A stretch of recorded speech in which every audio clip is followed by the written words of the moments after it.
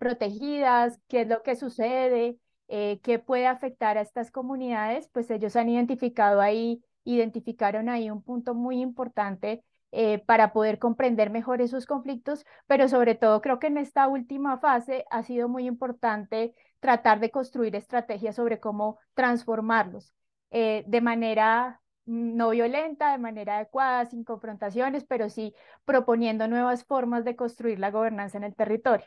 Así que voy a dar paso a la presentación que van a hacer el equipo de investigadores de Prisma, constituido por Madeline Rivera y Rafael Cartagena, quienes han estado a cargo de todo este proceso y liderando este acompañamiento y también construcción participativa con la comunidad de San Miguelito.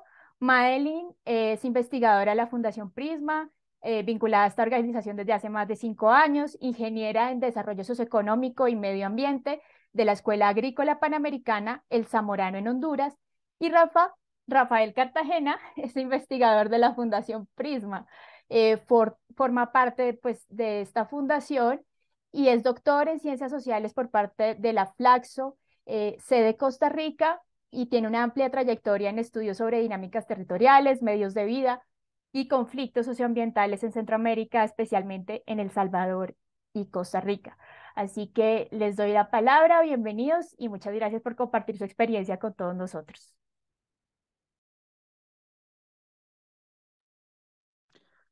Muchas gracias, Pilar. Bueno, y gracias a toda la audiencia en esta. Les comento que en este formato de webinar que estamos usando, no tengo toda la galería para ver los rostros de las personas que se conectan, pero ve ahí varios nombres conocidos. Eh, bueno, agradecerles su interés, ¿verdad? Por estas temáticas y este caso, pues seguramente dará mucho para el diálogo. Entonces, para podamos tener un poquito de ese diálogo hacia el final, sin más, pues comienzo a presentar el caso. Tal vez ahí los compañeros de RMIS me ayudan con la primera diapositiva, ¿verdad?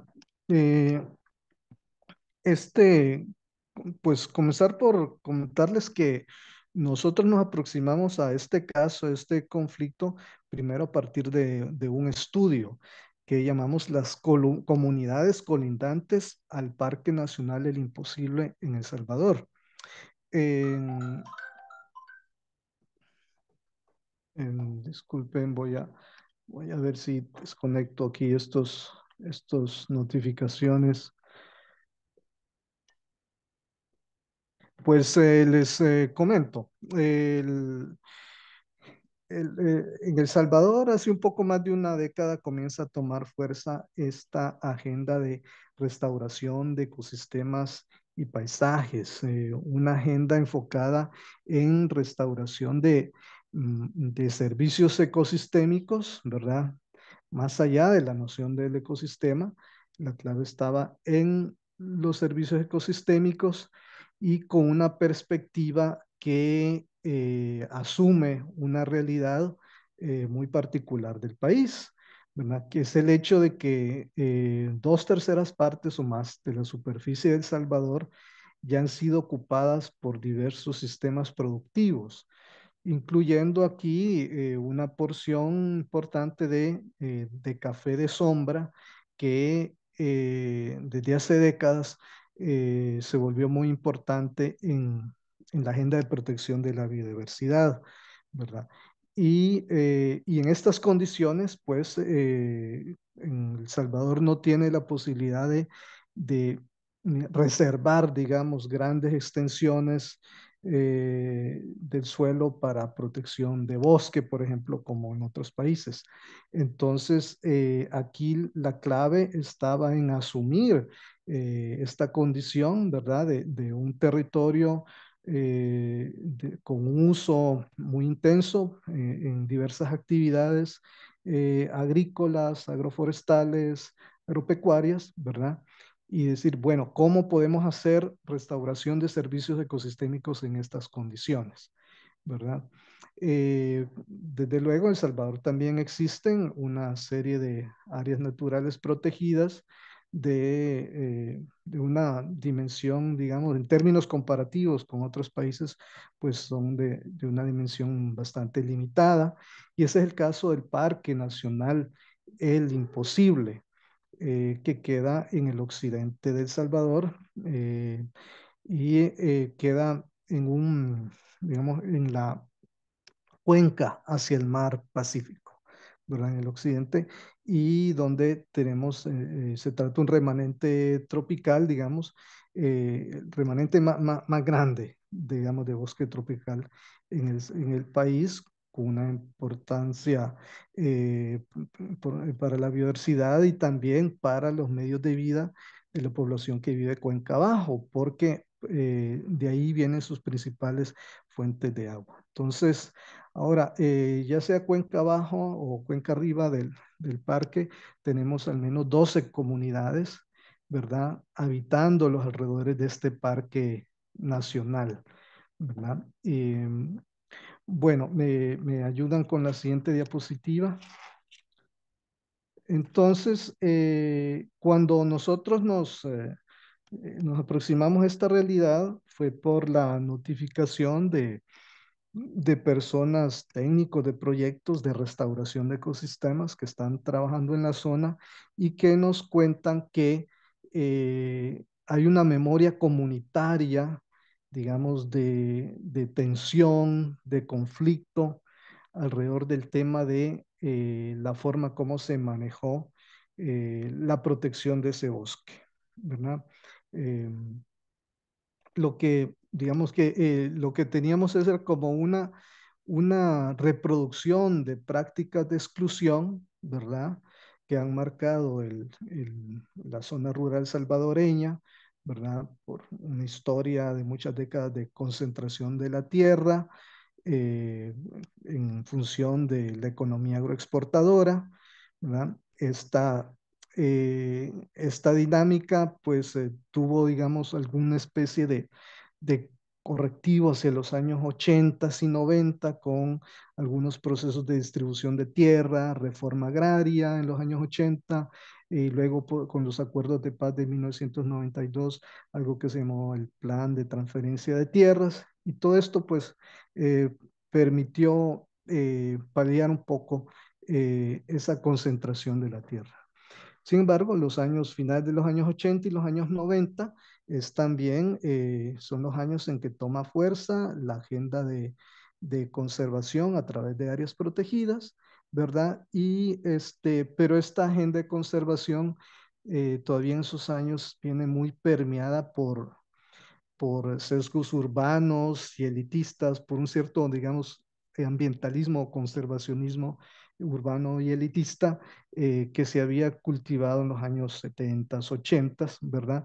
Donde las familias campesinas son como caracterizadas como los principales enemigos del bosque, ¿verdad? Y entonces esto definió la concepción de estos primeros espacios de conservación, que decir que el Imposible es el segundo parque nacional que se declara en El Salvador allá en el año 89. Bueno, la siguiente lámina es una línea de tiempo donde rápidamente se resume la historia de esta área protegida. Nosotros comienza, digamos, desde los 70, los primeros esfuerzos de protección, pero algunas fechas claves están acá. En el año 86, por ejemplo, se declara algo que se llama una zona de veda forestal, no solo orientada a prohibir tala, cacería, sino también a detener la expansión de áreas agrícolas sobre este bosque, cuando este bosque formaba parte de propiedades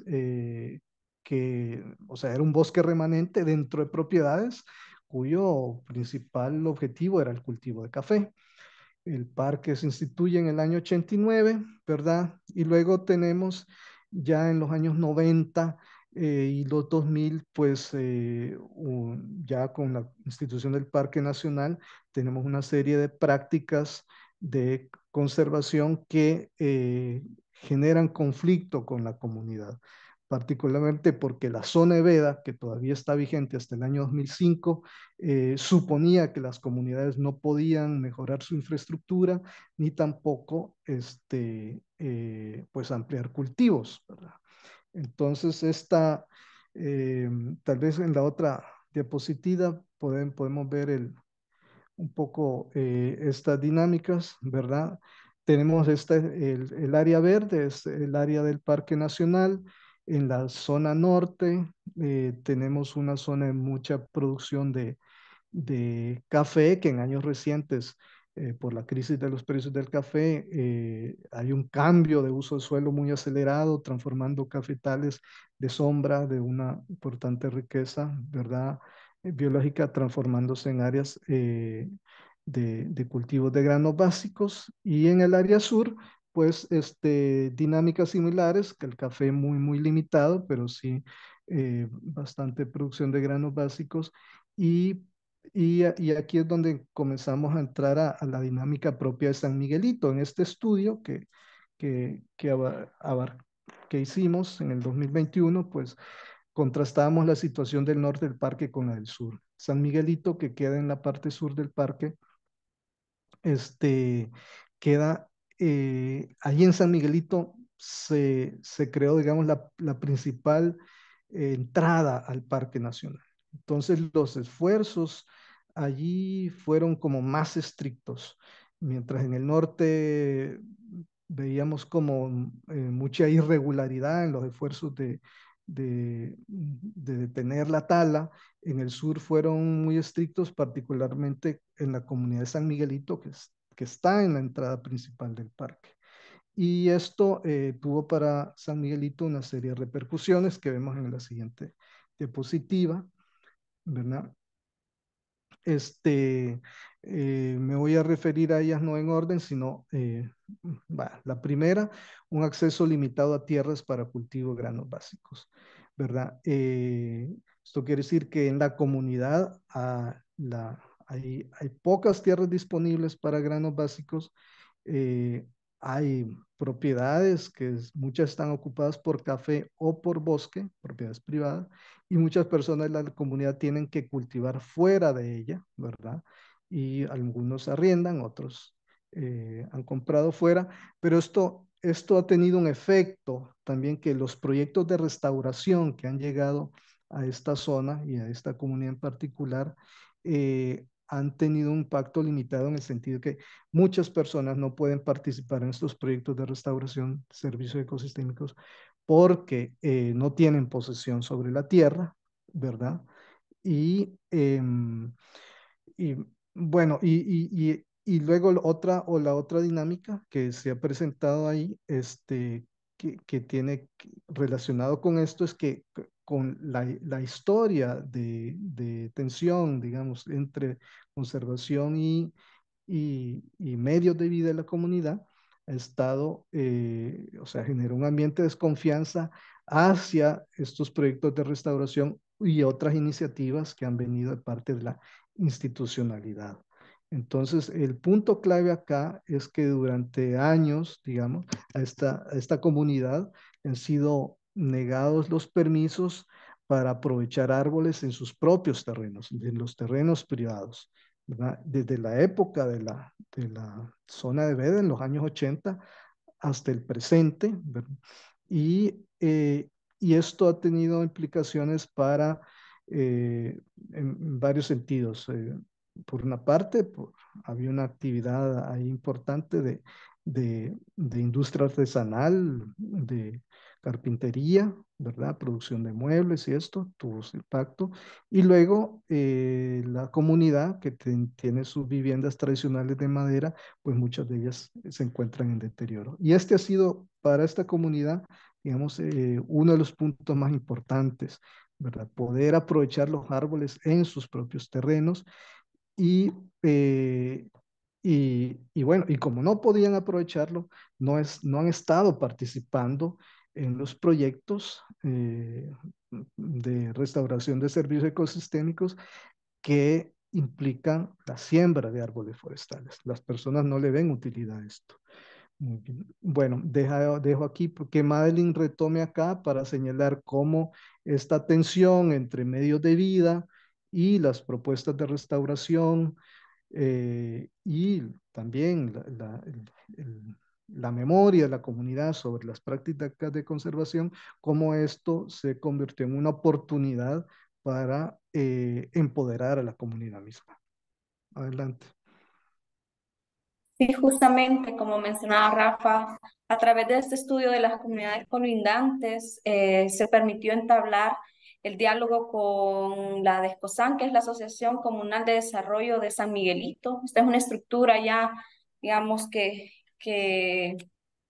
adoptan las comunidades de cada municipio y en particular quiero destacar el papel protagónico que ha tenido ADESCOSAM en este proceso, pues al entablar esta comunicación, retomar esta comunicación con lo del estudio, permitió no solamente profundizar en las raíces de este conflicto, sino también retomar una idea que ellos ya habían trabajado en el pasado, ya creo que por el 2012, con una iniciativa de tener su propio plan de aprovechamiento de árboles en aquel momento, pero que no logró, digamos, concretarse. Entonces, con la oportunidad del estudio se retoma nuevamente esta iniciativa y en la siguiente diapositiva, por favor. Nace esta oportunidad de a través de esta propuesta propia pues de la comunidad de transformar ese conflicto. ¿Y cómo nace esa transformación? Pues de trabajar en una agenda de incidencia que les permitiera definir nuevas regulaciones para el aprovechamiento de árboles. Pero para eso quiero destacar dos momentos claves. Luego de que se terminó el estudio y los hallazgos del estudio, había un contexto muy importante que iba a venir para San Miguelito y es la actualización del plan de manejo del Parque Nacional Imposible. Ese es el instrumento que define los lineamientos de las actividades que se van a realizar en torno al parque y también sus zonas de influencia. En este caso, retomo algo también muy importante para entender por qué se da este conflicto y es que dentro de la misma estructura de un parque nacional están las zonas de amortiguamiento. Y en el caso de San Miguelito, pues no se ha tenido claridad hasta qué parte de la comunidad entra o no en esta área. Por ejemplo, no hay claridad en los planes actuales si mi vivienda, por ejemplo, está dentro o no está dentro de los límites de esta zona de amortiguamiento. Entonces, por tanto, al tener esta oportunidad de incidir en actualización del plan, ayudaba también a la comunidad a llevar esta observación de que era necesario ajustar estos límites y también la oportunidad para definir las nuevas regulaciones en torno a este aprovechamiento, porque eso es lo que ha estado afectando, digamos, todo este tiempo a la comunidad, el no poder aprovechar sus propios árboles. Entonces, ¿cómo surge la idea de este plan para el manejo sostenible de los recursos naturales? Primero, la idea de ampliar sus derechos de aprovechamiento. Y en esto, pues como les mencionaba, es una iniciativa que ya se había trabajado en el 2012, pero en esto, a raíz de este estudio, se vuelve a retomar con la idea no solamente de incidir en la actualización del plan de manejo, sino de tener una propuesta propia de la comunidad que se basa en la necesidad colectiva de reparar sus viviendas. Así que la siguiente. Y en esto, pues, lo interesante es esto de que el desarrollo de este plan ha permitido la reflexión colectiva de la comunidad acerca de lo que trata la sostenibilidad, porque el plan precisamente es eso, es un plan para el aprovechamiento sostenible. Entonces, el tener esta reflexión les permitió a ellos precisar qué va a ser, qué significa para ellos lo sostenible. Entonces, primero, señalar de que se va a tratar de un aprovechamiento de árboles dentro de sus terrenos propios, porque estas comunidades, esa es la restricción que han tenido todo este tiempo, no han podido aprovechar los árboles que están dentro de sus propiedades y que particularmente hay una necesidad priorizada en la reparación de viviendas, pues San Miguelito, desde que se fundó la comunidad, culturalmente ellos han tenido el diseño de sus viviendas de madera. Entonces ya esto ya está arraigado en su memoria histórica, ya es parte de la identidad cultural de la comunidad, pero a raíz de estas restricciones han tenido que hacer muchos cambios. Por ejemplo, aquellas viviendas que ya están deterioradas y que tal vez aquellas familias que sí pueden sustituir los materiales han tenido que cambiarlos por bloques, polines de hierro. Entonces se ha ido transformando mucho esta cultura propia de la comunidad. Entonces, de ahí surge la necesidad de reparación de viviendas, particularmente de aquellas familias que se encuentran en una situación de vulnerabilidad.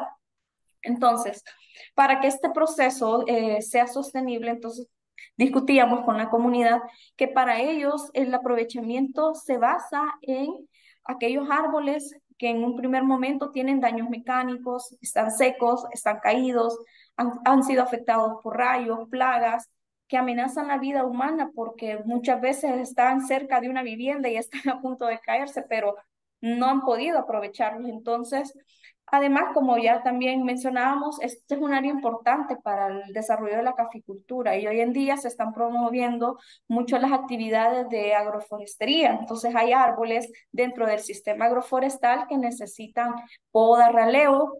Entonces, hacia esas características es que se diseñó el plan para aprovechar este tipo de árboles. Ni siquiera son árboles en pie, ni siquiera son árboles, digamos, que comúnmente también se llaman árboles maduros, históricos, sino aquellos árboles que ya pasaron a otra función dentro del el ecosistema. Entonces, siguiente. Por favor, la siguiente diapositiva.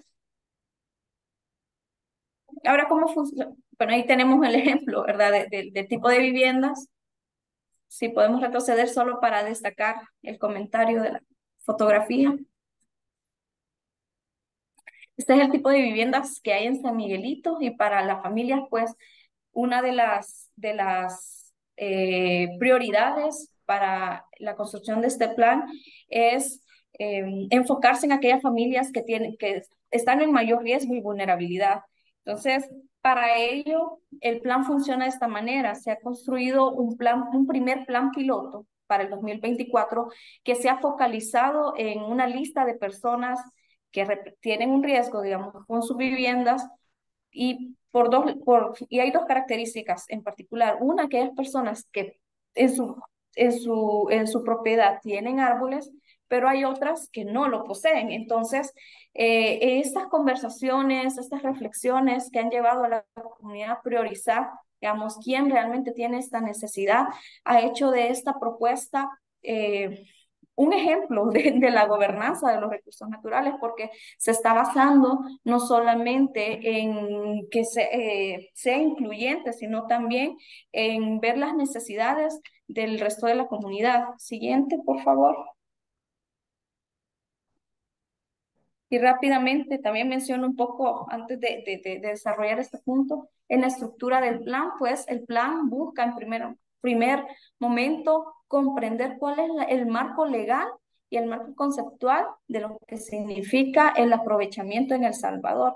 En este caso quiero destacar de que todo esto está regulado en la Ley de Áreas Naturales Protegidas y que es dependencia del Ministerio de Medio Ambiente regular todo ese tipo de actividades. Entonces, para la construcción de este trabajo fue necesario definir todo un trabajo de incidencia durante esta construcción.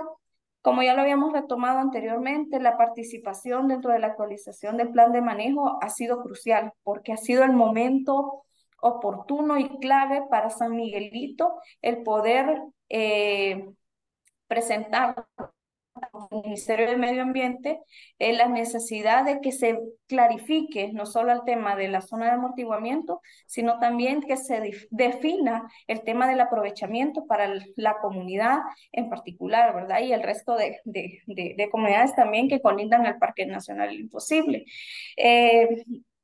También este plan todavía no ha sido actualizado, entonces mientras se estaba dando todo este proceso, llevábamos en paralelo la construcción del plan en donde todo es producto de la acción colectiva. todo este proceso de reflexión de qué funciona o no funciona para la comunidad es lo que se llevó a cabo en todo este tiempo y lo que ha permitido el dialogar con las diferentes instancias, no solo en el territorio, sino también con las instituciones correspondientes al tema referente del aprovechamiento. Y en este caso, digamos, con el COAL, que es el Comité Asesor Local, que es una estructura para cada área nacional protegida. En este caso, el COAL, que corresponde al área de conservación, el Imposible Barra de Santiago, dos áreas protegidas importantes. Aquí quiero destacar que el departamento de Ahuachapán es uno de los departamentos donde se ha focalizado la mayor parte de las actividades de restauración, donde hay varias iniciativas de restauración, proyectos trabajando en torno a este tema y de que se han llevado a cabo muchas iniciativas con el Día de Restauración y el COAL es este espacio que conecta las áreas protegidas con la comunidad, es el puente para dialogar sobre estos temas. Entonces, a través de este proceso se dio la oportunidad de tener acercamiento con el COAL para dar a conocer no solamente el proceso de diseño del plan, sino también ha estado como asesores, digamos, recomendando dentro de este proceso de construcción. Además, también quiero destacar el intercambio, tuvimos un intercambio de experiencias sobre el manejo participativo de los recursos naturales junto a comunidades del Parque Nacional Montecristo, que junto al Parque Nacional Imposible forman parte de las dos primeras áreas naturales protegidas que fueron adquiridas por el Estado en El Salvador. Entonces, ambos territorios compartían, las comunidades de esos territorios compartían, digamos, su historia, sus medios de vida, y esto permitió reflexionar sobre el rol que tienen estas comunidades en su aporte a la conservación. Y a pesar, por ejemplo, en el caso de Montecristo, son comunidades que viven dentro del parque. Tienen otra serie de restricciones a diferencia de San Miguelito, pero aún así, estas comunidades reflexionaban acerca de cuál es su aporte al tema de la conservación y también la provisión de servicios ecosistémicos. Y yo aquí quiero destacar un rol muy clave que ha tenido San Miguelito, que a pesar de no contar con los permisos de aprovechamiento, ellos de manera endógena han estado realizando actividades de conservación, por ejemplo, campañas de limpieza, ha adoptado también a realizar obras de conservación en sus propios terrenos y no sé, quiero retomar algo que San Miguelito forma parte de la entrada principal del Parque Nacional del Imposible. Y al hecho de estar cerca, la comunidad tiene una identidad una identidad muy arraigada con el parque, con la conservación, y que a pesar de no contar, digamos, haber vivido con un proceso tan largo con este conflicto en torno al aprovechamiento, han tenido ese vínculo muy cercano a la naturaleza, en retomar, en tener estas acciones. Y justo esto pasa también por tener como parte de sus iniciativas la creación de un comité gestor ambiental. Porque algo que pensaba San Miguelito es, bueno, está bien, vamos a hacer un plan de aprovechamiento que nos permita planificar y ordenar el uso de estos recursos. Pues una de las cosas que la comunidad ha tenido presente a lo largo de todo este proceso es la importancia de la transparencia. Y esto lo retomo porque para ellos el hecho de tener un permiso de aprovechamiento es un logro histórico y por tanto para ellos han trabajado todo este tiempo en hacer la conciencia de la importancia de hacer las cosas correctamente, en la importancia de la transparencia. Entonces, el plan de aprovechamiento tiene por bandera este tema de tener la conciencia y la transparencia en todos estos procesos. Y para que esto pueda ser también sostenible, ellos han apostado a la creación del Comité Gestor Ambiental, no solo para dar seguimiento al tema del plan de aprovechamiento y el seguimiento, sino que también ser la figura que retome el tema ambiental dentro de la comunidad. Ya, como les mencionaba, endógenamente la comunidad ya realiza actividades, pero a través de esta estructura se busca impulsar todos estos procesos del plan, además de dar seguimiento también a los compromisos en torno a las acciones de restauración. Al principio veíamos que había cierta resistencia a querer participar, pero a través de estos procesos, como el comité, se busca también conciliar todas este tema en torno a la restauración. Eh, Además, digamos, de todo este proceso, también se nos dio la oportunidad de dar a conocer, socializar el plan a nivel técnico con las organizaciones dentro del territorio que tuvieron también un buen recibimiento, ya que esta es una iniciativa que podrá tener resultados positivos en el sentido de que todas las acciones que se deseen llevar en el territorio, pues a través del comité se va a poder tener estos acercamientos, poder retomarlo y darle seguimiento, ¿verdad? Porque si una de las cosas que para San Miguelito ha sido fundamental es que todo proyecto de restauración que lleve un árbol forestal le dé la oportunidad para aprovecharlo a futuro, ¿verdad? Entonces, esta es la oportunidad de diálogo también que ha permitido este proceso. Y finalmente, pues, una de las resultados claves que podemos destacar dentro de todo este proceso es el rol que ha jugado la organización, ¿verdad?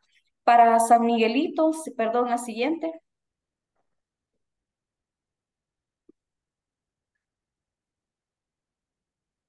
Este es uno de los enunciados claves que decía alguien de la comunidad, que al darse esta oportunidad, ¿verdad?, de los permisos para el aprovechamiento, logra conciliar a la comunidad también con todos estos proyectos de restauración que hasta cierto punto también han estado sin deseo de participar por todo este contexto, ¿verdad? Pero estos son uno de los comentarios que ahora pues se escucha mucho en la comunidad, ¿verdad? De que este es un logro muy importante a nivel de toda la organización, como es la de Escozán y ahora su comité. Siguiente.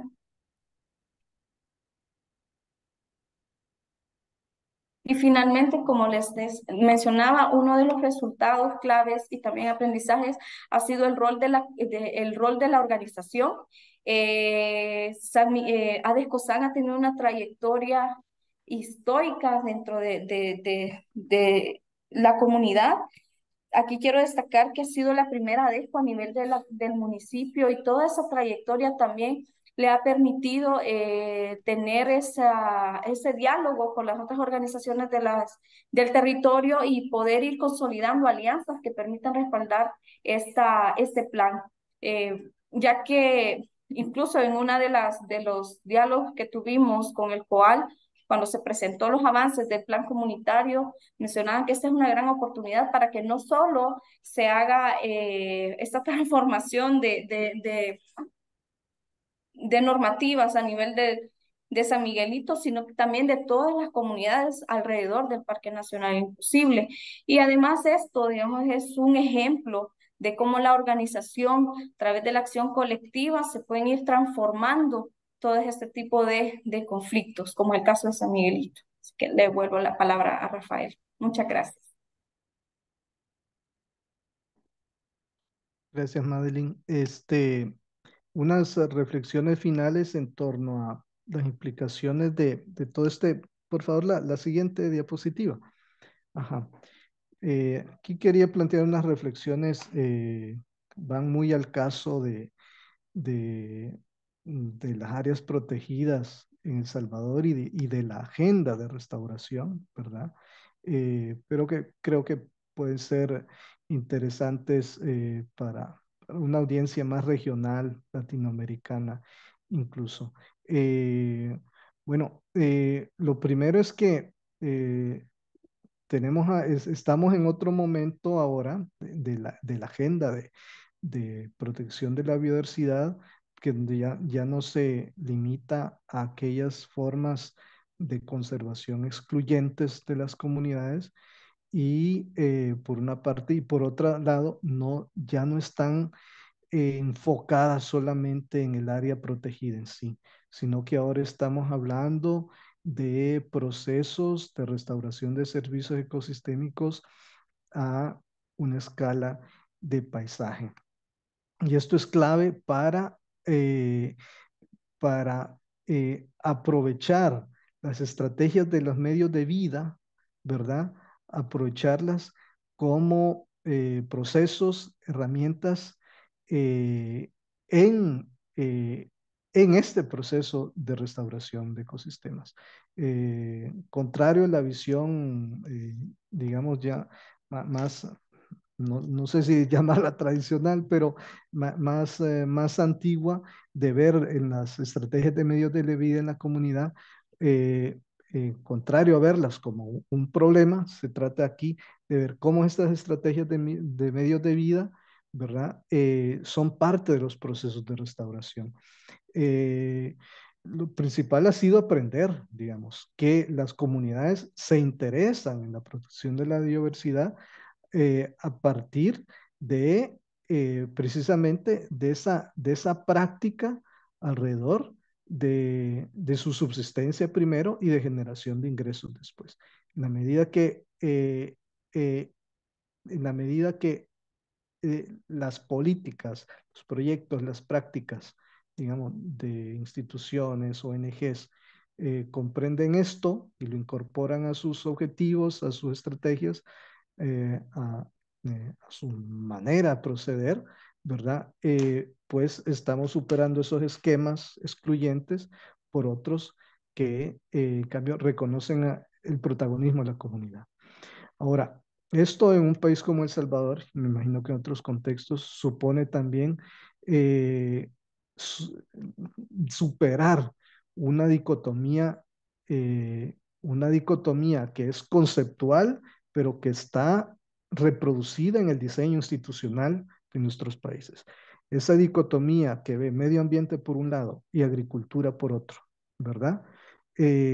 Como cosas aparte, incluso a veces antagónicas, lamentablemente ha sido plasmada en el diseño interinstitucional y lo vemos en el caso de El Salvador como eh, un Ministerio de Ambiente por un lado, con mandato de proteger, conservar, y por otro lado un Ministerio de Agricultura con el mandato de maximizar producción, ¿verdad? Y eso, cuando se juntan en estas instituciones en el territorio, muchas veces no está claro hasta dónde llegan las competencias propiamente en el territorio. Pues si se lograra más bien conciliar estas agendas, ¿verdad? Integrarlas, superar esa dicotomía, ¿verdad? Tendríamos más clara la necesidad de esa coordinación y comunicación de estas instituciones, ¿verdad? Eh, por ahora, digamos, queda mucho por hacer en el sentido de fomentar los espacios de encuentro, de diálogo y de vinculación, de comunicación de estas instituciones. Esas serían como nuestras últimas reflexiones. La última diapositiva le pueden dar una captura de pantalla para que tengan ahí los vínculos primero al estudio de las comunidades, ¿verdad? Y luego a la nota en nuestra página web donde se pueden descargar otros documentos relacionados con este proceso de investigación-acción. Bueno, muchas gracias y continuaría ahora. Muchas gracias, Rafa, y muchas gracias a Madeline por su espacio, por compartirnos en este espacio la experiencia en unos cortos minutos de una experiencia de trabajo que lleva más de 3 años, casi 4, ¿no? 4 años y medio en este trabajo profundo de ir conociendo y entendiendo mejor este conflicto. Ahora, pues yo quiero iré invitando a todos los que nos están escuchando por las distintas redes y también por aquí, por Zoom, a que nos vayan dejando sus preguntas, comentarios, cosas que quisieran aclarar para poder profundizar posteriormente en el diálogo. Así que los animo a que nos dejen sus preguntas en la cajita del chat. Y también vamos a recoger las preguntas que surjan también a través de nuestra transmisión en Facebook. Entonces también a las personas que nos estén viendo, pues si hay inquietudes, que se quieren comentar como algunas y aclarar algunas situaciones, también estamos ahí pendientes de sus preguntas. Ahora pues le voy a dar la palabra a Tania Amur. Ella es asesora de la Dirección Regional de la Unión Internacional para la Conservación de la Naturaleza, conocida también como UICN. Ella trabaja para la Oficina Regional para México, América Central y el Caribe. Está en San José de Costa Rica y hoy nos acompaña. Ella es economista en desarrollo agrícola con más de 40 años de experiencia en desarrollo rural y conservación a nivel local, nacional, regional e internacional. Y desde 2016 es funcionaria de UICN, asesorando y promoviendo la implementación de estos programas en esta región de América Latina. Eh, pues agradecerte que nos acompañes hoy y sobre todo le hemos solicitado a Tania que nos comparta algunos comentarios sobre lo que ella ve en esta experiencia y en este enfoque de trabajo que ha venido desarrollándose en torno al tema de la comunidad San Miguelito en el Parque Nacional Imposible. Entonces, te doy la palabra, Tania, y muchas gracias por estar aquí. Muchísimas gracias. ¿Me ven, sí? Porque yo no me veo. Ah, bueno. Te vemos muy bien y te Perfecto. escuchamos también. Ok. Bueno, primero que nada quiero de verdad agradecer a Prisma y a Remis por la invitación. Para mí es un honor porque me encanta ese tipo de diálogo y de reflexión para comentar esta experiencia.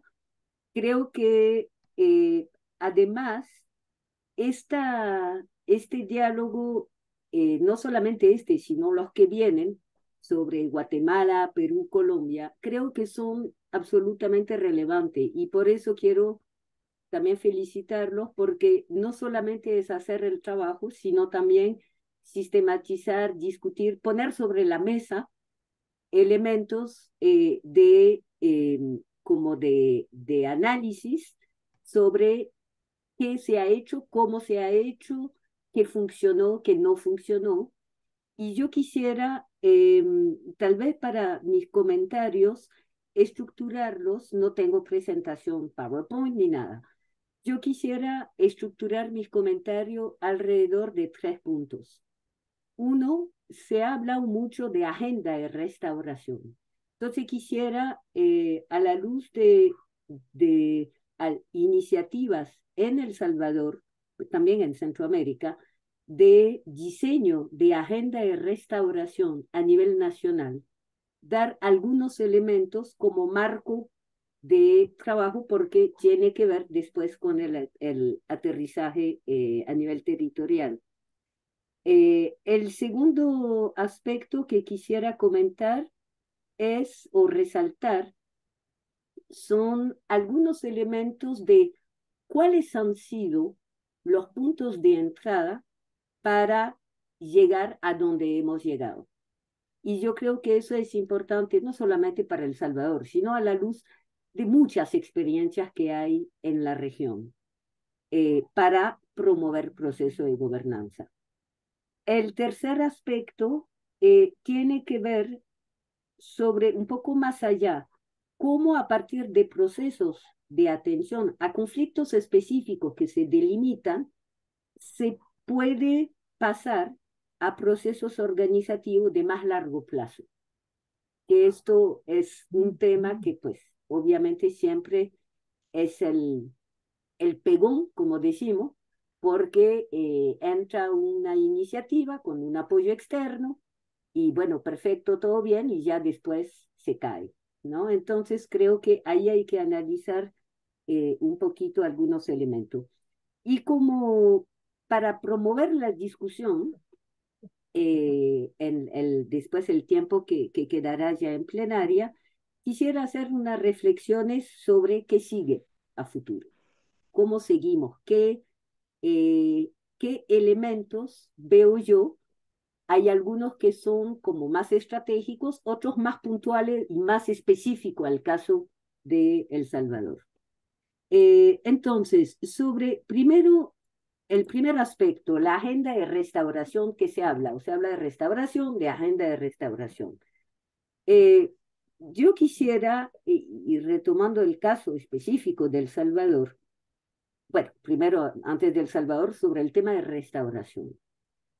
primero, como ponernos de acuerdo sobre qué es y qué no es restauración. La restauración no es sembrar árboles. La restauración no es restaurar lo que estaba originalmente en los ecosistemas o culturalmente, sino más bien cómo a partir de transiciones, digamos, de cambios en prácticas, en modelos de uso, basado que respondan a las necesidades de las comunidades y de los ecosistemas, cómo poder o restaurar o conservar o mejorar el uso de los recursos naturales para que puedan seguir proveyendo lo que se llama los servicios ecosistémicos, que van desde seguridad alimentaria, hídrica, control de erosión, protección contra desastres naturales, conservación de biodiversidad, etc. O sea, hay una cantidad de beneficios, digamos, que proveen los ecosistemas siendo manejados por la gente. Entonces, y quiero insistir en eso porque, como bien lo mencionaba Rafael, la restauración es más complicado de lo que parece. Pues sería muy fácil sembrar arbolitos. No. Implica, entre otras cosas, cambiar totalmente la visión sectorial fragmentada que es el ambiente o la agricultura o la agroexportación o sea, esto implica un trabajo intersectorial. Entonces, en el caso de El Salvador, por ejemplo, lo que fue diseñado en su momento y promovido por el MAR, perdón, pero salgo de un resfrío, se llama el Plan de Acción de Restauración de Ecosistema y Paisajes de El Salvador con enfoque de mitigación basada en adaptación. Eso fue lanzado en el 2020, 19, pero fue trabajado durante muchos años. Este plan fue articulado con los compromisos nacionales de El Salvador con respecto a lo que se llama el desafío de Bonn, que son los compromisos de los países como país a cumplir una meta de restauración de ecosistemas. En este caso, en El Salvador, si no mal me recuerdo, es de 1 millón de hectáreas, ¿no? También este plan de acción fue diseñado en cumplimiento o para avanzar hacia el cumplimiento de las convenciones de cambio climático y de certificación, etc.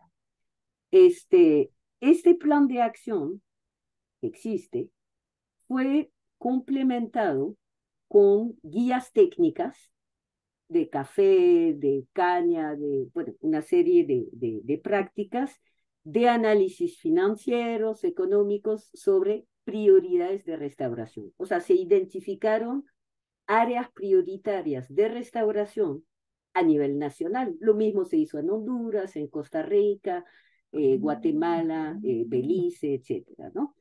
Y tomando en cuenta lo que son, cómo fue definido, cuáles fueron los criterios que fueron utilizados. Fueron varios criterios. Cada país los definió. En el caso de El Salvador fue el índice de vulnerabilidad social, densidad de población, la erosión de suelos, áreas críticas, agua, disponibilidad fundamentalmente, biodiversidad, susceptibilidad a desastre natural, seguridad energética, pero era más enfocado en el caso de El Salvador hacia leña, seguridad alimentaria, o sea, producción de alimentos, y mejorar el microclima en ciudades. Entonces, con todos esos criterios, fue, digamos, fueron priorizadas áreas con oportunidades de restauración y prioridades de restauración. Y este plan, ¿cómo fue guiado? Fue hecho desde el nivel nacional, ¿ok? Con un grupo técnico liderado por el MAR. En este momento estaba el Consejo Nacional de Sustentabilidad Ambiental y Vulnerabilidad, CONASAV, que integraba, digamos, 7 instituciones, Ministerio de Agricultura, otros ministerios, mesas subregionales de restauración, con diferentes actores. Había la mesa de productores de azúcar, de café, o sea, gremios, la mesa de pueblos indígenas y mesas locales de, por ejemplo, comité de reserva de biosfera. O sea, fue todo un proceso en el cual, en parte, digamos, la UICN apoyó, pero fueron muchísimos esfuerzos. Entonces, este plan de restauración lo que hizo fue desde el nivel nacional identificar esas prioridades, qué, dónde, para qué, en función de las prioridades nacionales. Clarísimo que a partir de estas experiencias, en El Salvador, pero también en otros países, era necesario aterrizar esto a nivel territorial. Y yo creo que algunas lecciones aprendidas, si me lo permiten, fueron por lo menos 2 elementos.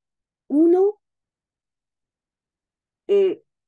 cuando se trabajaron los criterios, había una necesidad, nos dimos cuenta de una necesidad de incluir criterios con enfoque de género. ¿Por qué? Porque la restauración no es neutral.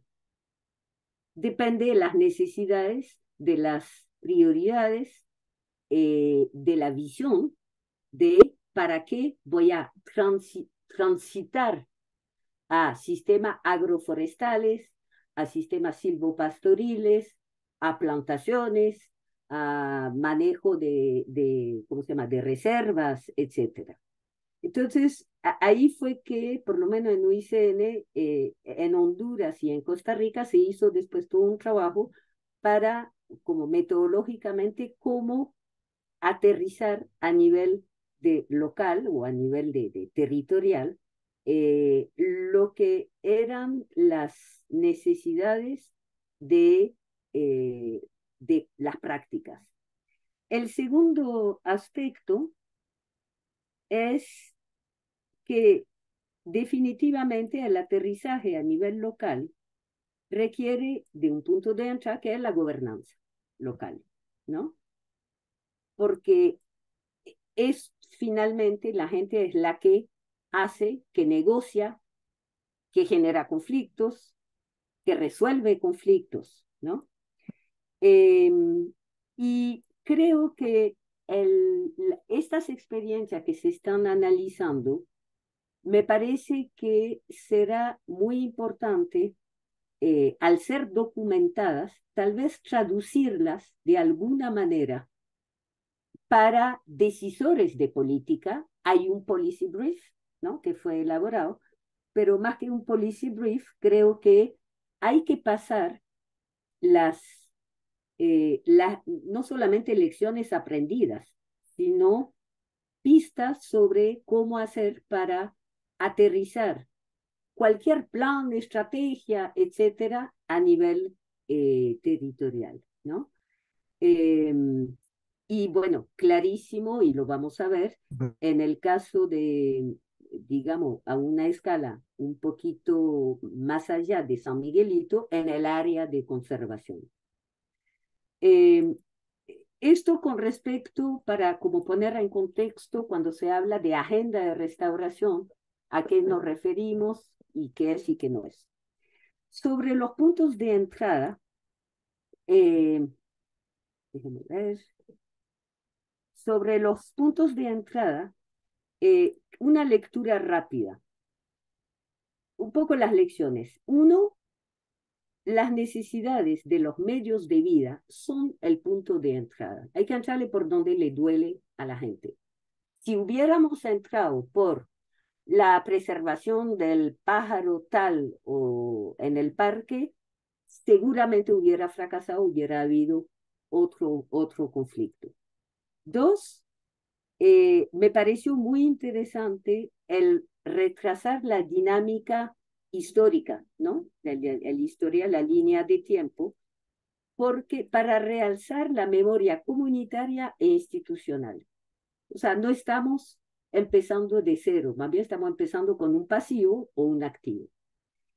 Y hay un tema que sí me llamó la atención, que no se mencionó y creo que vamos a tener que llegar a eso, que es para poder tomar decisiones, para poder elevar y toma de decisión para que se invierta en el área, habrá que identificar los beneficios y costos financieros o no financieros, sociales, del plan de aprovechamiento de lo que es el plan de manejo del área de conservación que está por ser diseñado. Eso me parece que es un elemento clave, porque las áreas protegidas, si no, seguimos teniendo áreas protegidas fragmentadas, desligadas de los beneficios que proveen para las comunidades y viceversa. Y a la gente se le convence por, mira, cuáles son los beneficios, agua, mire cuando hay desastre natural, el rol de las áreas protegidas para impedir deslaves, por ejemplo, ¿no? Entonces eso me lleva a al tercer aspecto, que es cómo a partir de procesos de atención a conflictos específicos como este que se presentó, cómo se puede promover procesos de más largo plazo. Yo creo que la experiencia evidencia la necesidad, uno de ir montando procesos locales de resolución de conflictos, de limitarlo, operar a través de diálogo, etcétera, etcétera. Un tema que me pareció, y creo que es parte de la discusión, es cómo se identificaron intereses comunes, porque ahí hay gente diferente. Hay gente con tierra, gente sin tierra, seguro hay líderes que gritan más que otros, hay gente que tienen más activos, capital que otros, o sea, entonces lo que creo que es importante es los intereses comunes que hicieron que se consolidara, digamos, aglutinar este consenso. Pero reconocer que hay familias con situaciones diferentes. La comunidad no es una. Ahí hay conflictos internos también y hay condiciones diferentes. Y esto es un tema. El segundo aspecto es que es lo que mencionaba cuando presentaba la parte organizativa, la asociación, etcétera, y el comité gestor. Creo que al final a lo que se apuesta es que las comunidades tengan instancia de interlocución. Puede parecer una palabra muy rimbombante, pero tiene que tener la capacidad, con el respaldo de la gobernanza consolidada, para negociar con instancias superiores, sea el parque, sea el mar, a nivel local, a nivel nacional, etc. Y esto me parece que es fundamental, porque finalmente, más allá del plan de aprovechamiento de árboles, etc., es ir consolidando instancias de interlocución para poder entonces inclusive ir, digamos, que las instituciones con su propio mandato, llámese Ministerio de Agricultura, etcétera, diga, esa área sí está lista para que yo como institución pueda invertir, digámoslo así, ¿no? O priorizar. Y eso es importante. Esto en las concesiones comunitarias en Guatemala, esto ha sido también un tema clave en muchas experiencias en Centroamérica. Y entonces, este tema es, pensando a futuro, es un tema importante. Que estas instancias finalmente puedan inclusive atender temas de desarrollo territorial, en otros temas, finalmente, ¿no? Entonces, a modo de reflexión final, yo quisiera, son varios puntos y no los digo por orden de importancia, en absoluto. Lo lanzo para la discusión, para que apunten, para que opinen. Yo creo que la gobernanza lograda, la experiencia que se presentó, es como una semilla, ¿no? Y entonces, vuelvo a decir, digamos, más allá del tema de aprovechamiento forestal específico, que tanto las estructuras organizativas podrán abarcar o atender otros aspectos o necesidades comunitarias. Y ahí me refiero, los colegas de Perú entenderán, cuando, por ejemplo, en Perú las veedurías forestales, que son los líderes que hacen el monitores del manejo forestal, en realidad se están transformando, y a veces se está apostando, a líderes comunitarios. Son jóvenes, pero son líderes comunitarios que van atendiendo otros temas de desarrollo comunitario. Quisiera más bien lanzar la discusión, y por eso digo, es un poco desordenado, pero ahí lo pueden apuntar. Cuando el comité gestor ambiental que mencionaron, que tiene un rol en el plan de manejo, su rol, según dice, es certificador de la sostenibilidad del aprovechamiento.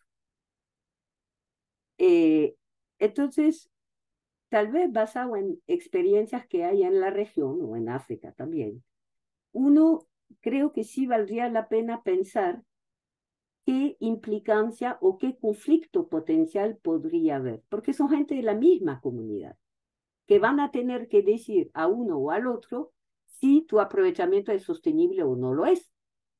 Y esto tiene sus consecuencias y puede atizar conflictos. Entonces, esos son temas que pues han sucedido en varias experiencias en la región.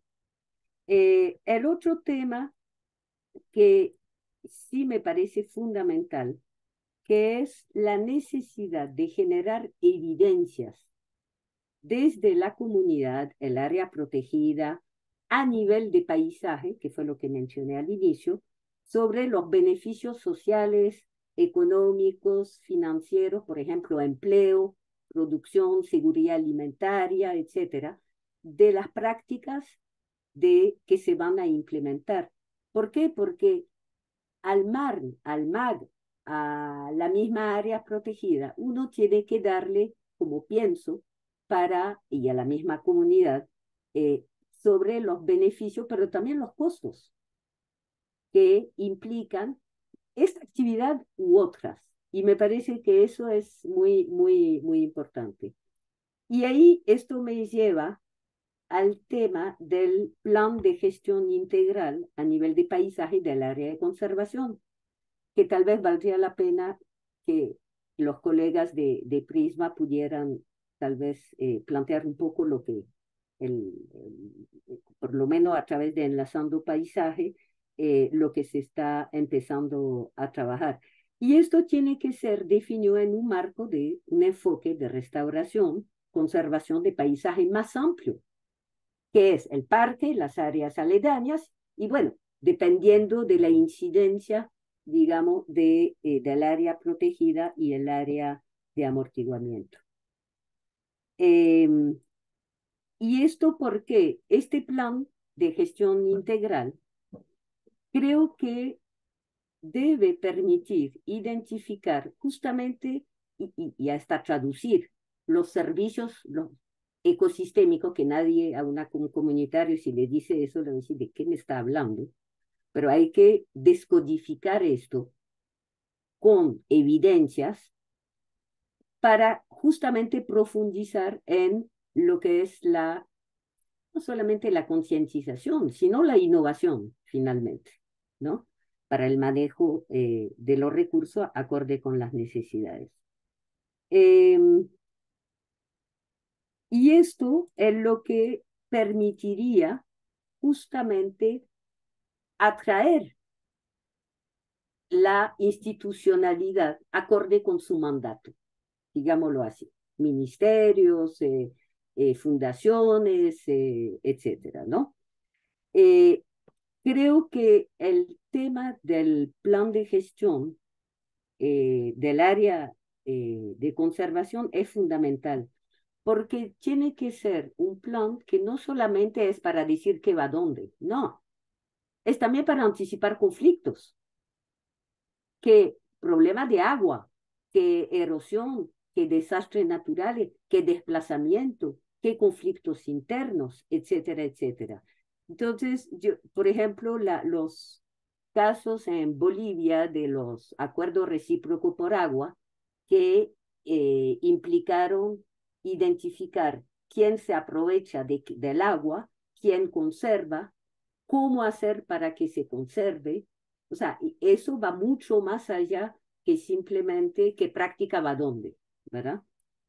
Finalmente, vuelvo a reiterar, y tal vez es un tema que me gustaría que tal vez se profundizara en la plenaria, ¿hasta qué punto cuando se mencionan las especies, cuando se mencionan las prácticas, se tomaron en cuenta los criterios de género? Eso no me quedó muy claro, porque creo que es fundamental y hacia la viabilidad misma de las propuestas, ¿no? Otro tema, me quedan dos nomás, creo que valdría la pena, y se lo digo por experiencia, cuando se trabajó en varios países el tema de sistemas agroforestales, regulaciones, etcétera, los costos de transacción de esto. Cuando se planteó, por ejemplo, me acuerdo en el caso de Honduras, se hizo todo un análisis de las prácticas recomendadas, con todo lo que implica, las autorizaciones, las regulaciones, etcétera. Era como más o menos el 20% del costo de todo el aprovechamiento. Altísimo. Entonces, creo que hay que ver en el piloto qué tan ágil, qué tan barato, qué implica en cuanto a costos de transacciones para las comunidades. Porque si no, se van a desmotivar y van a abandonar. O van a ser legal, digamos, ¿no? Entonces es otro tema que creo valdría la pena. Y finalmente, mi último tema, no sé si conocen el estándar de las soluciones basadas en la naturaleza, porque finalmente la restauración es una solución basada en la naturaleza. Y hay un estándar que con gusto le puedo compartir el link, que permite no solamente evaluar, sino también guiar como en forma integral, acorde con 8 criterios, que incluye el de gobernanza, que hay que afinar, que hay que adaptar, etcétera, la viabilidad de las soluciones, ¿no? Que incluye, cuando hablo de criterios, hablo de la viabilidad económica, de ganancias netas y biodiversidad, de diseño a escala, o sea, hay una serie de criterios. Creo que valdría la pena, pensando en futuros pasos, ver la posibilidad de utilizar, por ejemplo, ese estándar, utilizarlo, adaptarlo, no como guía para valorar tomar en cuenta esos diferentes, ¿cómo se llama? Aspectos que tienen que ver con restauración en ese caso, ¿verdad? Esto sería más bien mis comentarios para provocarlos también y tener sus insumos y experiencia. Muchísimas gracias. Gracias, Tania. Muchas gracias por tus juiciosos comentarios y la lectura que has hecho como de todos los productos que el equipo de Prisma ha construido y en los que ha sistematizado, digamos, esta experiencia. Pues son preguntas para provocar y también para invitarnos a nuevos proyectos y nuevas propuestas que salen, digamos, de esta reflexión también, ¿no? Entonces, para dar paso un poco al intercambio, hemos recibido algunas preguntas de las personas que están conectadas y me parece muy motivante que hemos logrado establecer puentes en América Latina. Entonces tenemos una pregunta desde Bogotá y otra pregunta desde Cali, desde Colombia, aquí, desde esta tierrita, para ustedes frente al proceso. Entonces las voy a dividir un poco, primero retomar como algunas ideas que me parecen muy importantes de lo que plantea Tania, que son reflexiones también que están atravesando no solo el tema del tema de conflictos de zonas colindantes con zonas protegidas, sino también políticas públicas en otros temas y sobre todo de la reflexión que hace Rimis sobre el tema de la importancia de implementar un enfoque territorial real y es el tema de esta visión sectorial y fragmentada que a veces nos lleva a no entender muy bien cómo se relacionan los fines de ciertas políticas con los medios que se usan para hacerlas y cómo va a ser beneficioso para comunidad, para unos y para otros en esta doble vía que hablas de la necesidad de entender las áreas protegidas, qué beneficios tienen para las comunidades, pero las comunidades también cómo pueden aportar en ese trabajo de protección que tenga un equilibrio como con el tema de los medios de vida y de mantener una vida digna y también de tener un bienestar en su territorio y la recuperación del tema de la memoria institucional y comunitaria para entender los procesos, entender que los territorios no son hojas en blanco donde llegamos y vamos a cambiar todo en un momento para otro, sino que hay una memoria que hace que estos procesos puedan ser exitosos o no tanto, o que puedan haber iniciativas que necesitan ser reactivadas para poder continuar avanzando, ¿no? Entonces creo que hay también una invitación y también a reflexionar cómo nuestras estrategias o los mecanismos que ayudemos a diseñar o que construyamos de manera participativa con los actores territoriales, pues también pueden ser catalizadores de nuevos conflictos y cómo los tendríamos que asumir y cómo deberíamos estar preparados para eso.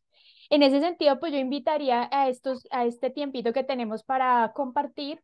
Les voy a plantear, creo, las dos preguntas que nos han dejado dos de los participantes, que van en torno más a la experiencia en sí mismo, al trabajo que se hizo en San Miguelito, y posteriormente daría un espacio para que Rafael y Madeline puedan dar una respuesta también o a las reflexiones que le ha generado o a las opiniones que ha generado los comentarios que Tania nos deja sobre la mesa, ¿no?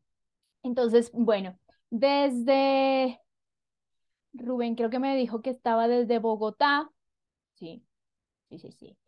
Desde Bogotá, entonces, Rubén pregunta que si podrían ampliar un poco las metodologías que usaron en el tema de la discusión con las comunidades en ese proceso de construcción.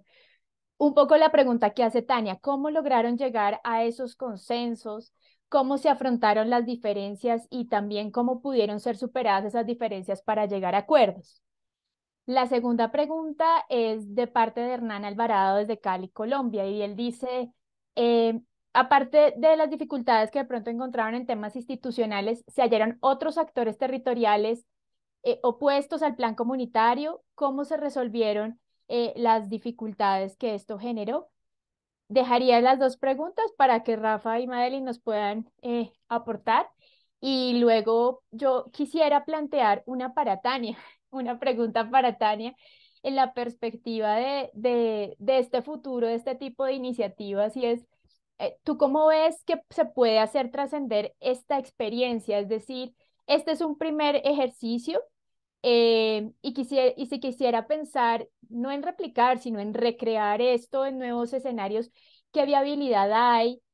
¿Cómo poderlo replicar no solo con institucionalidad, sino también ayudar a la agenda de cooperación a pensar estas temáticas? Entonces, allí me gustaría si tú tienes algunas claves o algunas ideas que también nos pudieran ayudar a posicionar estas iniciativas comunitarias en este sentido. Entonces, les dejo ahí entonces la palabra a Rafa y Madeline y ya después también escucharemos a Tania.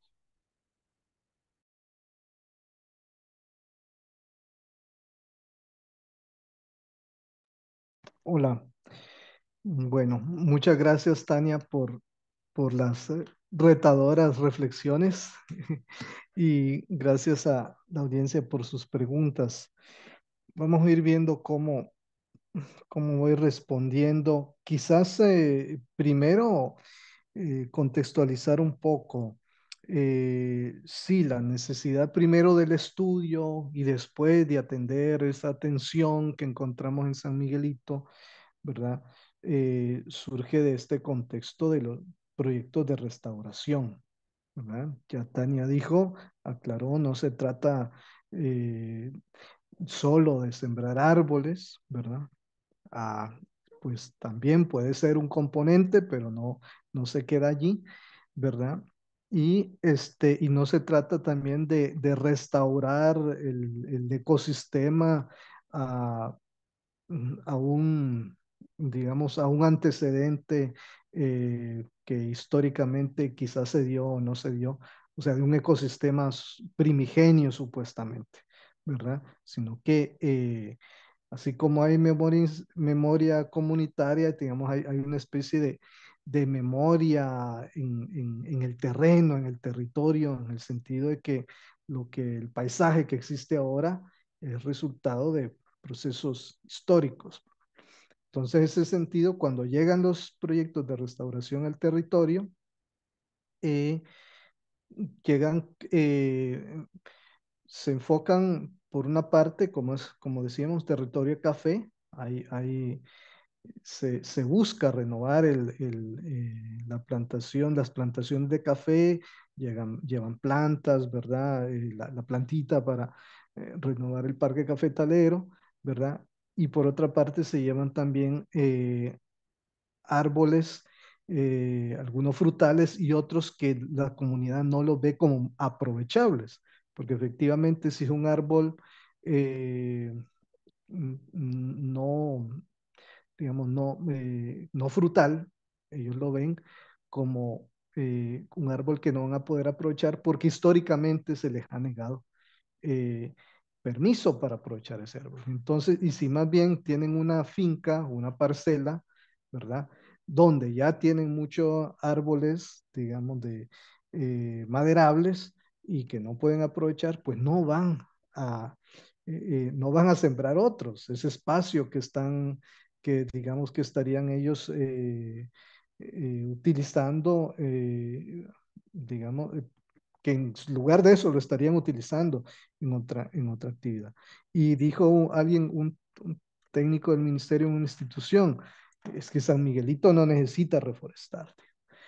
Entonces, claro, estos proyectos, la verdad es que estos proyectos no han tenido un diseño donde estos criterios de género estén muy pensados, ¿verdad?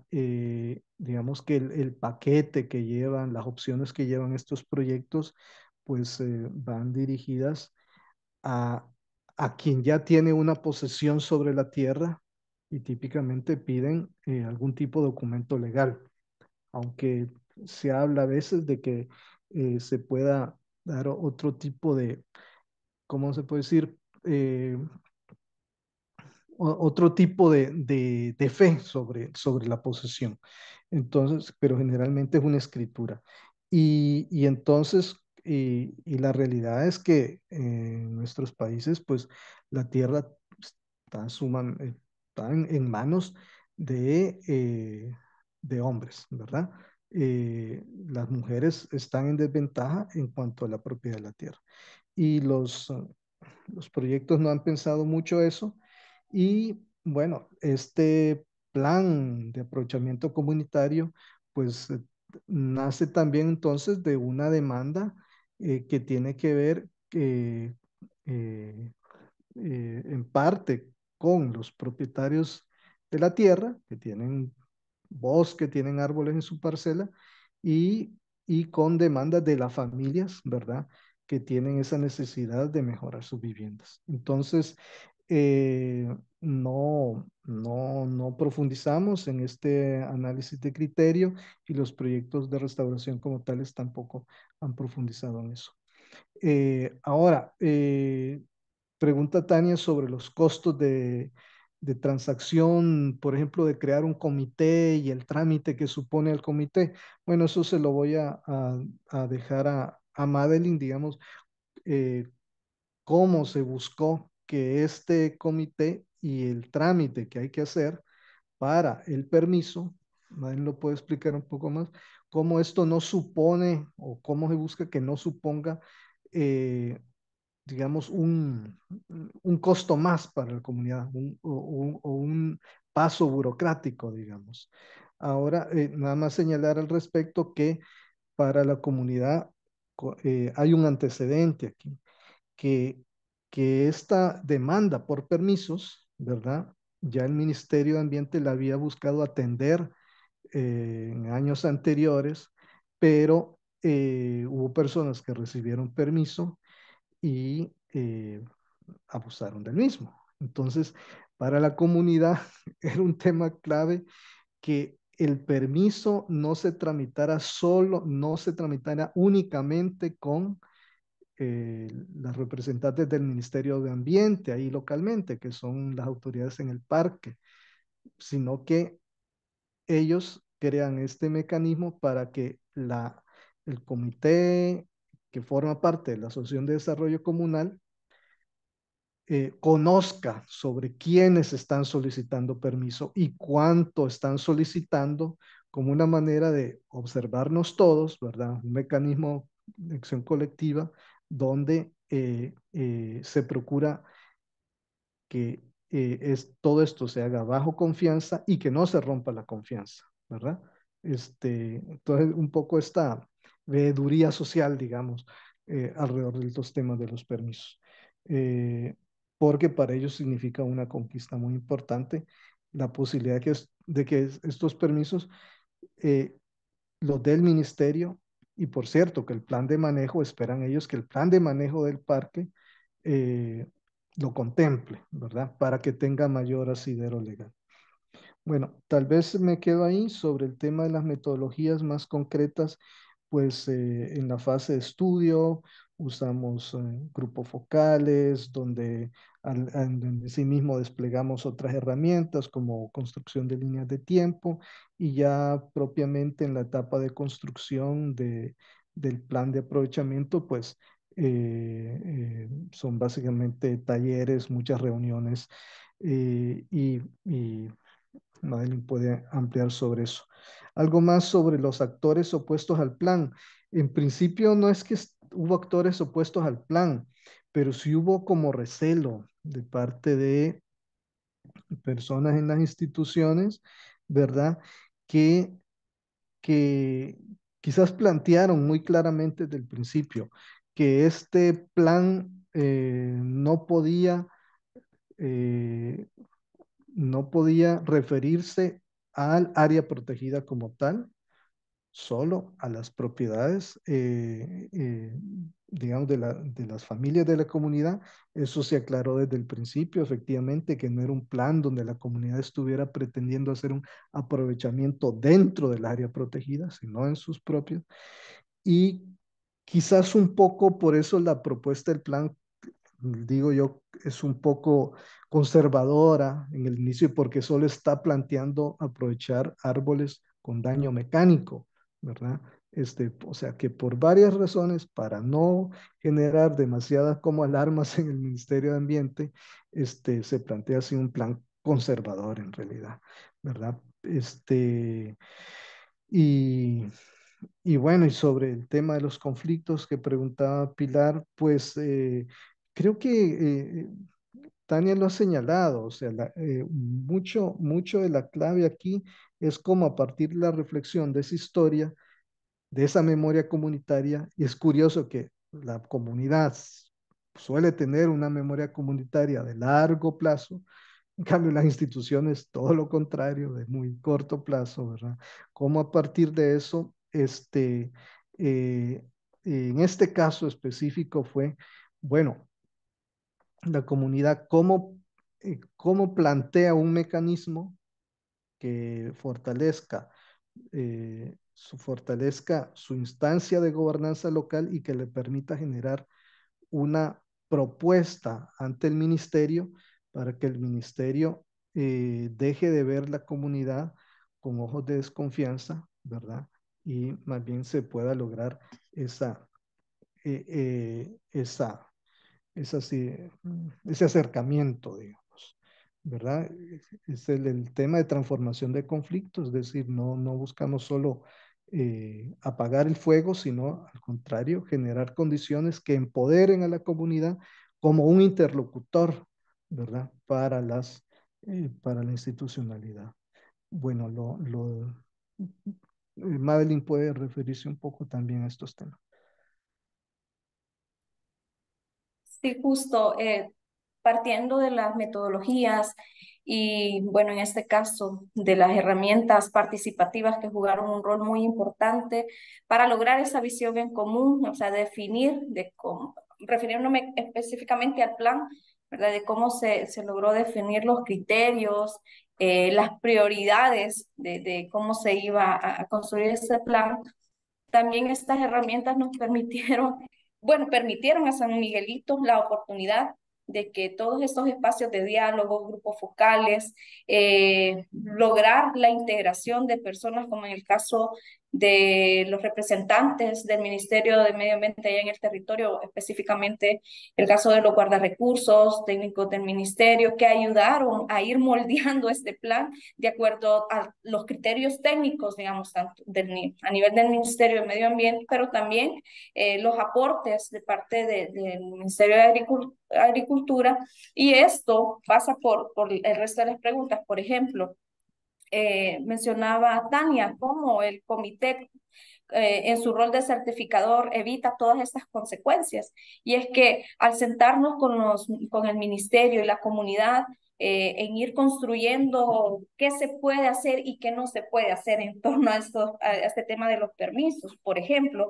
Rafael lo mencionaba, en el pasado ya se habían asignado ciertos permisos, pero que hubo abuso de ello. Pero ahora, al hablar nuevamente del aprovechamiento, se hizo demasiado hincapié en crear conciencia de que esta es una oportunidad para que la comunidad no la deje pasar por alto.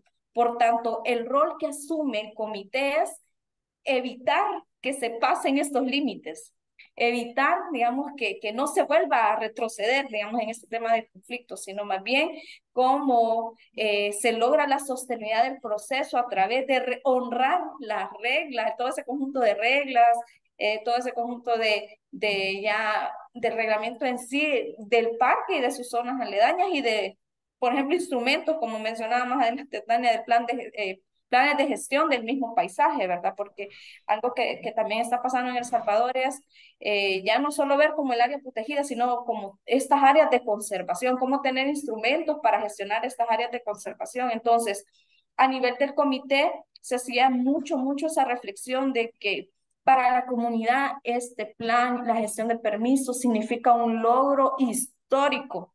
Entonces, por tanto, ellos se han tomado la tarea de ir comunicando todo este proceso a toda la comunidad. Se han realizado reuniones con los dueños de las propiedades, porque si algo se ha trabajado en este plan es precisar de qué trata, y es en terrenos privados, en primer lugar, y segundo, como decía Rafael, definir los criterios de aprovechamiento. En este caso, específicamente se trata de árboles que presentan daños mecánicos, árboles que representan un peligro para las viviendas, para las personas, y ya más allá de eso es el tema de aprovechamiento en los sistemas agroforestales, que va más vinculado al tema de raleos y podas. Entonces, acotándolo de esa manera es que el comité ve positivo, digamos, llevar este seguimiento. Un ejemplo, alguien lo decía, nosotros para asegurarnos que sea sostenible vamos a ir y estar verificando que están aprovechando el árbol que describieron dentro de la solicitud. Entonces, esa es una forma que ellos garantizan de que el proceso pueda seguir y que es algo que ya el ministerio a nivel local, en este caso los guardarrecursos, saben que va a ser así. Y una de las cosas que omití a la hora de contar cómo se vino construyendo este plan es que eh, cada año las personas se van a inscribir al plan de aprovechamiento. si cumplen ciertos criterios que ya el ministerio ya los maneja, como es el ser dueño de la propiedad, son criterios que ya están establecidos, digamos, por la ley, y que el comité simplemente va a verificar que se cumplan. Entonces va a ser el facilitador de revisar, digamos, esas solicitudes, pero digamos, cuando estas solicitudes lleguen a las oficinas del parque, van a llevar esa certificación que está aceptando las condiciones, que va a ser sostenible y que va a aprovechar específicamente ese tipo de árboles. Entonces, digamos que de esa manera se estaría dando garantía de que el cumplimiento de todas estas nuevas normativas en torno al aprovechamiento de esas normativas locales, pues más internas de la comunidad. Lo otro era el tema de quiénes se oponen o no. Yo creo que todo ha estado en cómo se está concibiendo el aprovechamiento, porque muchas veces decimos aprovechamiento, pensamos que es una concesión, que se está otorgando una concesión para que aprovechen determinado número de árboles. No, pero en el caso de San Miguelito es diferente porque se trata de específicamente los árboles que anteriormente mencionamos bajo esos criterios y que van específicamente a suplir la necesidad de reparación de viviendas o en casos, digamos, otros usos domésticos, como mencionaban, la leña. Incluso más adelante, el comité va a ir trabajando en acuerdos como, por ejemplo, la venta o transferencia de madera o leña para otros miembros dentro de la comunidad, no afuera. Entonces, todo eso, digamos, como dice Rafael, es un plan muy conservador, muy específico para atender esta necesidad de las viviendas y otros usos locales, como es el tema de la leña. Entonces, en términos de costos de transacción, Tania decía, para otros es el 10% del aprovechamiento. No, en este caso solo se trata de poder usar el árbol que se cayó dentro de mi propiedad y poderlo usar para atender la reparación de la vivienda. Entonces, es algo muy, incluso uno dice, no están pidiendo mayor cosa en este plan. No se está pidiendo tumbar árboles que están cumpliendo de pronto esa función dentro del ecosistema, no, sino que es específicamente un plan muy modesto para San Miguelito. Eso. Okay. Vale, muchas gracias. Entonces escucharemos ahí también, cuando dicen el plan es conservador, tiene que Ajá. ver con que inicia desde una pequeña cosa a ver cómo también se pueden ir movilizando otros aspectos, ¿cierto? Y sobre esos pequeños acuerdos iniciales se está comenzando a mover algo. Es preferible comenzar a mover algo pequeño y no esperar a tener los grandes cambios, a ver si logramos cambiar con un plan todo, ¿no? Sí, Entonces, en ese sentido es que Sí. es un poco conservador. sí, Dani. en el sentido de que no están plasmadas, digamos, ¿cómo se puede decir? Los anhelos, todos los anhelos que tenía la comunidad ahí respecto a qué tipo de permiso le pueda dar el Ministerio de Ambiente, sino que se buscó un poco, llamémoslo así, ordenar demanda, hacerla calzar un poco con oferta, en el sentido de que hay familias con necesidades de madera, ¿verdad? Y en la comunidad hay la posibilidad de suplir esa demanda, ¿verdad? Y entonces eh, ellos con este marco institucional, digamos, el permiso, la solicitud, el comité, y luego de esa manera, como decía yo, están dándole transparencia al proceso, ¿verdad? Pero también están ayudando a eso, a conectar, a priorizar, ¿verdad? Una necesidad de ciertas familias, ¿verdad? Y solucionarla a través de la oferta de madera que hay en la comunidad. Quedó claro que las personas, los propietarios, en la medida que el plan de manejo del área propiamente lo estipule, los propietarios van a poder seguir gestionando sus permisos como se visualizó, se intentó directamente a través del Ministerio de Ambiente. Bueno, esto en la oficina de los guardarrecursos, de guardaparques ahí. Lo van a poder seguir haciendo, ¿verdad? O sea, no están obligados a pasar por el comité pero esto, digamos, ¿cómo se puede decir? La comunidad va a través de este mecanismo colectivo, va a generar, digamos, la presión para que, bueno, lo que pasa a través del comité, ellos pueden decir, esto está bien hecho. De lo demás, ahí que se entiendan Ministerio de Ambiente y el propietario y eso, ¿no? Gracias. Ujú. Vale, Rafa, Eh, gracias. Le doy entonces Ok, la palabra a Tania para ir cerrando sí, ya el espacio. sí, yo quisiera, tal vez antes de contestar, hay una cosa que creo que, pues, los que participamos y los que hemos trabajado en ese tipo de procesos, tenemos que reconocer que hay un absurdo total. O sea, y me encantó como Rafael ¿cómo se llama? Y Madeline como dimensionaron el alcance de la experiencia. O sea, tenemos que darnos cuenta, los que trabajamos en esto, que estamos muy lejos de un reconocimiento de que los recursos forestales son parte de los medios de vida. Esa es la triste realidad. O sea, producto de todos los movimientos proteccionistas, etcétera, porque dígame una cosa, un productor que tiene una vaca, ¿no? Se le muere la vaca, o tiene un ternero no se le muere, tiene un ternero, no tiene que pedir permiso para vender el ternero. O sea, es que hay cosas, pero y esto lo hemos visto aquí y en todos lados. O sea, nos hemos enredado tanto que hasta para sacar un árbol caído, seco, hay que pedir permiso. Eso es la triste realidad. Por eso esos procesos también, porque es deconstruir procesos que ya vienen desde hace mucho tiempo. Nada más es una reflexión para que nos demos cuenta de la tarea que tenemos por delante y por detrás, porque ya hemos venido trabajando en eso hace mucho, ¿verdad? Para no alarmar el mar, para no sé qué. O sea, estamos hablando de árboles viejos o caídos o tal. O sea, un ganadero no tiene que ir a pedir permiso.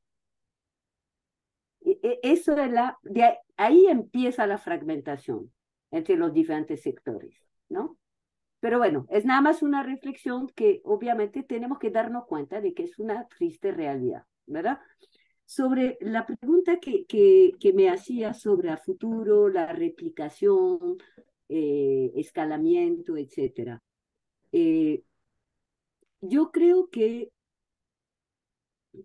a ver, y tal vez retomando el caso específico de El Salvador. El Salvador tiene experiencias muy innovadoras. Los famosos PLAS, por ejemplo, los planes de aprovechamiento sostenible o PLES, de extracción en zonas costeras, etcétera, se han logrado generar como modelos, no digo que son perfectos, pero hay experiencias que fueron ya legalizados y que responden a una realidad. Salvador, un país extremadamente poblado, con una presión altísima sobre la tierra, unos encima de los otros, porque eso es la realidad. No estamos hablando de Brasil, del Sertão, o de Perú, digamos, de ciertas zonas que son mucho más, con una densidad de población mucho más baja. Eh, entonces, creo que en el caso, no hay solución milagro, María del Pilar. Lo que sí creo que hay varios ejes. Me parece que pensando en el escalamiento y la replicación, hay primero la necesidad, como decía, de consolidar la gobernanza con una mira hacia el desarrollo territorial, ¿no? Que esa experiencia chiquito es por eso que decías como una semilla, ¿no? Esto, y cuando hablaba de instancia e interlocución, es porque así funciona. Cuando hay una experiencia exitosa, una comunidad con capacidades organizativas, entonces las instituciones, las agencias de cooperación, etcétera, van a poner su bandera. Y son áreas como atractivas para invertir en el sentido positivo, ¿verdad? O sea, es como posicionar el territorio con ventajas comparativas para entonces ampliar las experiencias de restauración a nivel de paisaje. Por eso que creo que el tema del área de conservación es fundamental. Dentro de lo cual estaría el plan de aprovechamiento, perfecto, pero puede haber más.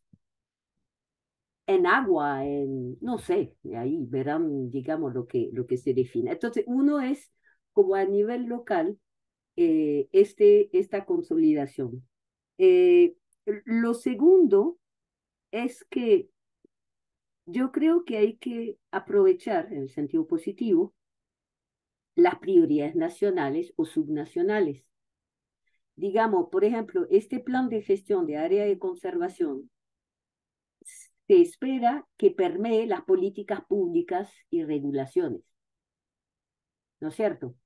Que se llegue a decreto sobre el área de conservación, sobre el manejo del paisaje, incluyendo áreas protegidas, zona de amortiguamiento, zona de influencia, bueno, para darle algún nombre, ¿verdad? O sea, estos, en definitiva, creo que lo que hay que vender en el sentido positivo es el modelo de integración, de modelo integrado y participativo de manejo de áreas de conservación. Y esto sí se vende en el sentido positivo, digamos, y se puede escalar. Por eso que me refiero a los PLAS, como puedo referirme a las concesiones comunitarias, al sistema de veedurías forestales en el Perú. O sea, hay modelos de gestión que tienen que escalar a nivel nacional en las regulaciones, porque si no, no pasa nada. En algún momento esto tiene que ser escalado para viabilizar entonces las pautas a nivel local. Y esto, ahí es donde sí, es mi último punto, creo que de ahí viene la importancia de la facilitación puente de instituciones como Prisma, RIMIS, bueno, la UICN, etcétera, o sea, son varias, entre actores locales, subnacionales, nacionales, el sector privado y la cooperación internacional. O sea, se hace mucha crítica a veces a esas organizaciones, pero creo que hay que ver cómo esos diferentes actores contribuyen a cada uno en su campo, digamos, a escalar y a promover los cambios necesarios. Porque si no, podemos tener experiencia a nivel local, muy bonitas, pero que de ahí no pasan. Entonces, todo el esquema de restauración en El Salvador, por ejemplo, a mí me parece que es bien específico. Y ustedes lo dijeron, porque ahí no es Guatemala, no es México, con las áreas de bosque enormes. No, ahí hay que manejar sistemas agroforestales, hay que manejar áreas de recarga hídrica, hay que manejar, ¿me explico? Entonces, esa es la lógica, que va a ser diferente en otras áreas. Pero eso hay que institucionalizarlo con base en esas experiencias. Por eso que insistí mucho sobre el tema de las evidencias, porque los modelos de funcionamiento solo se pueden sellar, digamos, con evidencias y cabildeo, obviamente, a nivel de políticas públicas. Eso sería mi reflexión.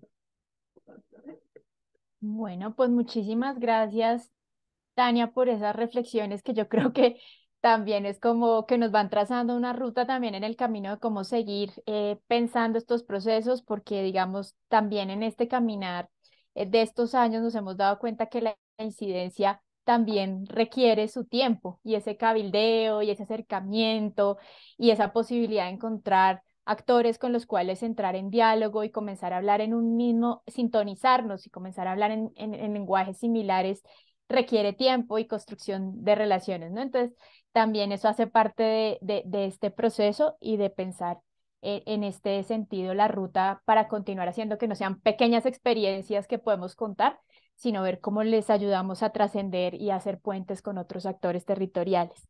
Bueno, yo quería agradecer entonces a todas las personas que han participado y que se han mantenido en la audiencia durante este tiempo. Estuvimos por Facebook, estuvimos aquí por Zoom. También agradecerle a Madeline, a Rafael en general, al equipo de Prisma, por su apoyo en el desarrollo de esta sesión y de también la alianza que siempre hemos tenido en el trabajo ya de hace mucho tiempo y de años entre RIMIS y Prisma. A Tania por su presencia, por estar, digamos, en este espacio también ayudándonos a comprender desde sus reflexiones la lectura del trabajo que hemos estado realizando y que creo que son muy positivas. Ojalá sea el camino para continuar el diálogo sobre estos asuntos y decirle a las personas que nos están escuchando que ya está disponible el Policy Brief, Restauración de Ecosistemas y Transformación de Conflictos, que el equipo de Prisma realizó con estas reflexiones y que también estaremos desde la página de Prisma y de la página de RIMISP compartiendo el documento de trabajo que sintetiza la sistematización de este proceso, donde pueden como profundizar más al respecto de esto y también en nuestra página web explorar la biblioteca y ver pues muchos de los resultados de distintas experiencias y trabajos que realizamos. A lo largo de esta semana también vamos a seguir compartiendo otros documentos y reflexiones que hemos generado desde el trabajo que estamos haciendo en el área de conflictos socioterritoriales y también invitarlos para el día de mañana, que continuaremos con una reflexión también desde Centroamérica, pero esta vez desde Guatemala, la experiencia de trabajo que hemos realizado con nuestros compañeros de Alta Verapaz, Guatemala, APROASANC, una organización indígena cuyo trabajo ha venido implicando, viendo estrategias para poder vincular a la juventud en los procesos de defensa del territorio. Y bueno, se llama Vinculando a la Juventud Quechí en la construcción y defensa del territorio en Alta Verapaz, Guatemala, también con herramientas propias y comunitarias para poder entender algunos de los conflictos que a ellos también los aquejan.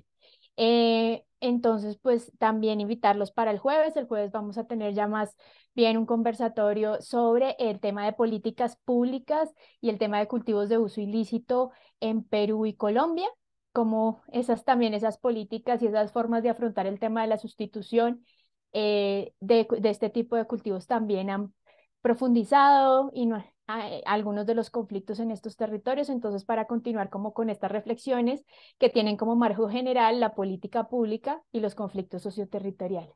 Entonces, a todo el mundo agradecerle a todas las personas que aún nos acompañan y decirles que nos sigan acompañando en esta semana y que están todos los materiales para que puedan también consultarlos. Feliz entonces tarde, noche, resto de día para todos y muchas gracias por su participación. Muchísimas gracias. Un gran Vale, muy bien. gusto. Hasta Hasta luego. luego. Muchas gracias.